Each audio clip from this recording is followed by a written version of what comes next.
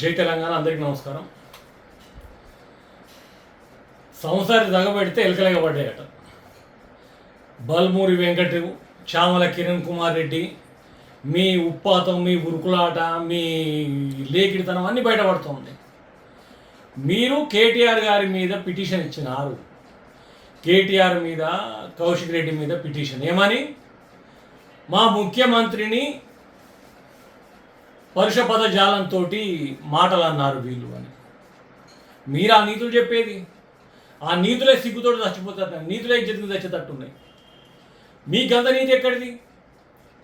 మీ కోమటిరెడ్డి మాట్లాడినాయి, మీ సీతక్క మాట్లాడినాయి, ఇతర మీ నాయకులు మాట్లాడిన మాటలు, మీ కొత్తగా ఎమ్మెల్సీ అండ్ ఆయన మాట్లాడిన మాటలు, అదే రకంగా మీ రేవంత్ రెడ్డి మాట్లాడిన మాటలకు ఎన్ని కేసులు పెట్టాలి? ఓ పని చేయి బల్మూరి వెంకట, నీకు పని ఆ పాట, నువ్వు ఎక్స్ట్రా ప్లేయర్వే కదా కాంగ్రెస్లో, నువ్వు అలా పీకి పొడిచే పని ఏమి ఉండదు నీకు.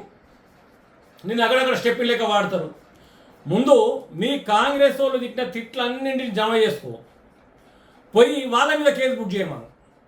తర్వాత బీఆర్ఎస్ నాయకుల గురించి ఆలోచిద్దు. కానీ అభివృద్ధి గురించి అడిగినా, మీ అన్యాయాల గురించి అడిగినా, మీ అక్రమాల గురించి అడిగినా, మీ పేద ప్రజల ఊసులు పోసుకుంటున్న విధానం గురించి అడిగినా, మీరు డోక చేసిన మీ 420 హామీల కోసం అడిగినా, నోటికొచ్చిన మాటలన్నీ వెనక్కి పోకుండా రాజ్యం నోట పెట్టుకున్నట్టు మీ ముఖ్యమంత్రి కానీ, మీ మంత్రులు కానీ, మీ ఎమ్మెల్యేలు కానీ.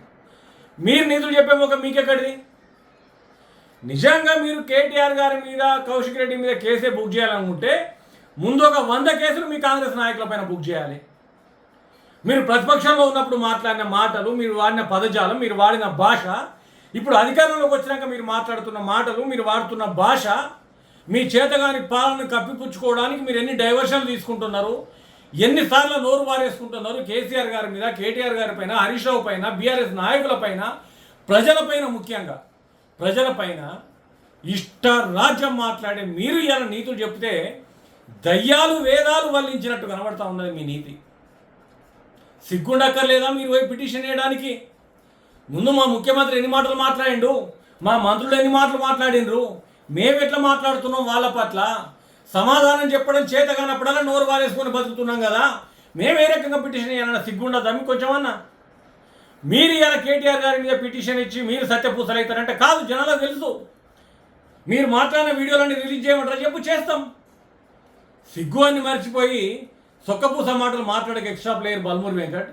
స్టెప్పి లెక్కనే ఉండు, కానీ నువ్వేదో పెద్ద కేసులు పెట్టి ఆ రేవంత్ రెడ్డి భయన చేయగానే నువ్వు పెద్ద నాయకులు అయితే ఉంటే అంతకంటే మూర్ఖత్వం మరొకటి లేదు. మీరు ఏవైతే 420 హామీలు ఇచ్చి పుట్టడ అబద్ధాల పునాదుల మీద కాంగ్రెస్ పార్టీ ప్రభుత్వం ఏర్పడ్డదో ఆ హామీల సంగతి ఏందో సమాధానం చెప్పాలి ప్రజలకు. మీకు రేషం ఉన్నా, నీతి ఉన్నా, అవి మర్చిపోయి నీ తక్కువ కేసులు పెట్టుడు ఏంది అర్థమైతే లేదు. మీరు నీతులు చెప్పే స్థాయిలో లేరని చెప్పేసి కాంగ్రెస్ పార్టీ నాయకులకు తెలియజేస్తూ ఉన్నారు.